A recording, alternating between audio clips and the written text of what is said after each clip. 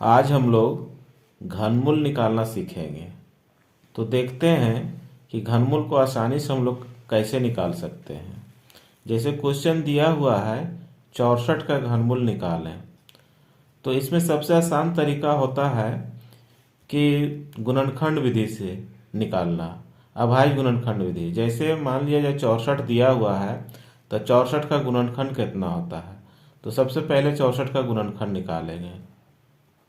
64 का निकालेंगे 2 से, तो हो जाएगा 3 दूनी 6, 2 दूनी 4।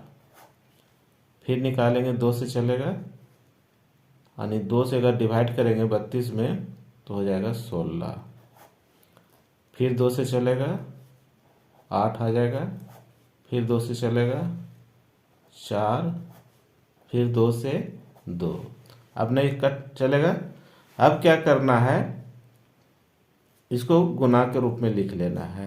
2 गुना 2 गुना 2 गुना 2 गुना 1 2 3 4 5 6 है। 1 2 3 4 5 6। अब क्या करना है, 3 3 का जोड़ा इसमें बनाना है। तो ये तीनों का हो जाएगा, ये तीनों का हो जाएगा।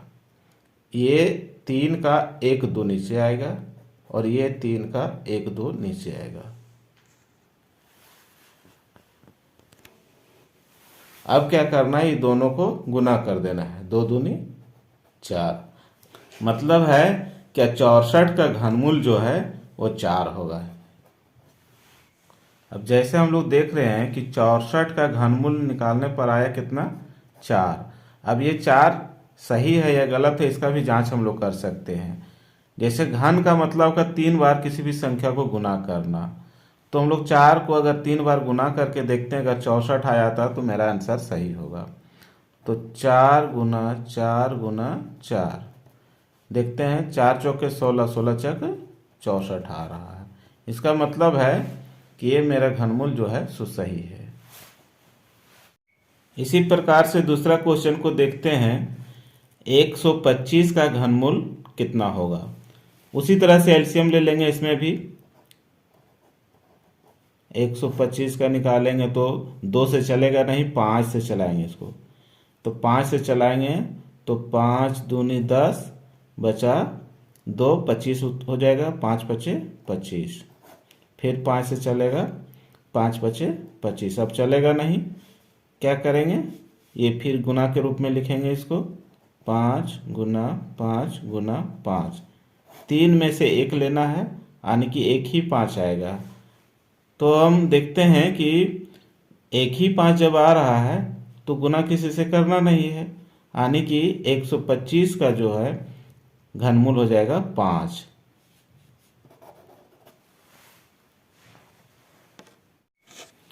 अब 125 का घनमूल 5 आया हुआ है, तो इसमें क्या करेंगे, इसको भी हम लोग जांच करके देख लेते हैं कि सही है या गलत है।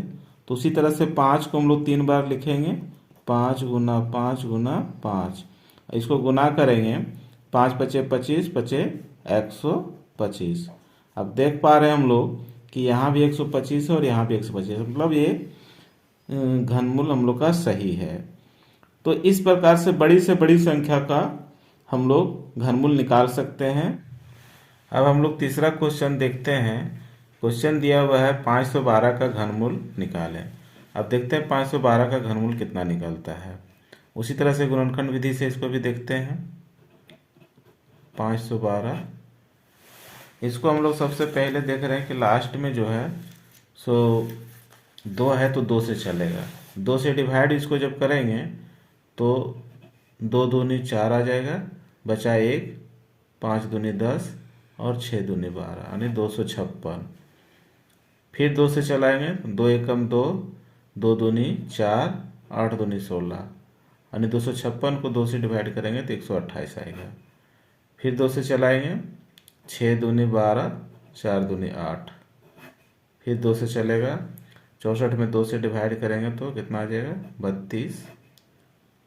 32 से 2 से डिवाइड करेंगे तो 16। 16 में 2 से डिवाइड करेंगे तो 8। 8 में से 2 से डिवाइड करेंगे तो 4। और 4 में से 2 से डिवाइड करेंगे तो 2। अब नीचे इसका गुणनखंड नहीं होगा। अब हम लोग देख लेते हैं कि टोटल कितना 2 आया है। 1 2 3 4 5 6 7 8 9। इसको गुना के रूप में लिख लेंगे हम लोग।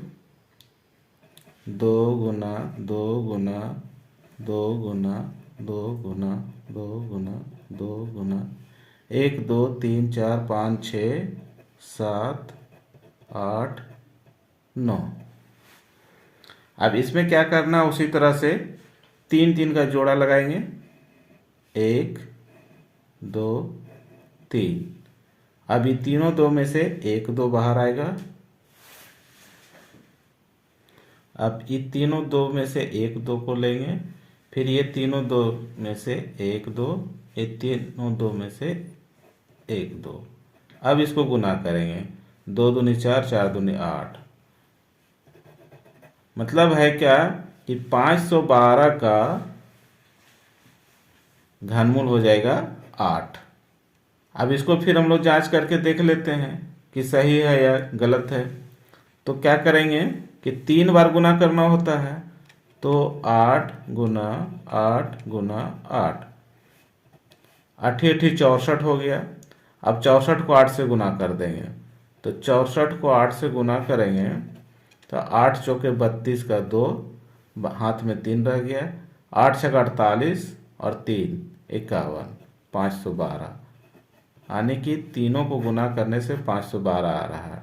इससे यह स्पष्ट होता है कि 512 का घनमूल जो है सो 8 होगा। अब अगला क्वेश्चन देखते हैं, 216 का घनमूल कितना होता है। तो 216 का उसी तरह से गुणनखंड निकाल लेंगे।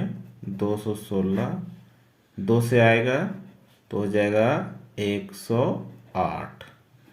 फिर 2 से जब भाग करेंगे 108 में तो हो जाएगा 5 दूनी 10 और 4 दूनी 8, यानी 54। फिर 2 से 54 में डिवाइड करेंगे तो आ जाएगा 27। अब 27 है तो 2 से चलेगा नहीं। अब क्या करना है, 3 से करना है। 3 से डिवाइड जब करेंगे इसमें तो आ जाएगा 9। और 9 को फिर 3 से जब करेंगे 3 तिया 9। अब है जो भी यहाँ संख्या बाहर बाहर आया हुआ है उसको गुना के रूप में लिख लेंगे। 2 है 3 बार और 3 है 3 बार। 2 2 2 3 3 3। ये दोनों का जोड़ा लगाएंगे, ये तीनों का जोड़ा लगाएंगे।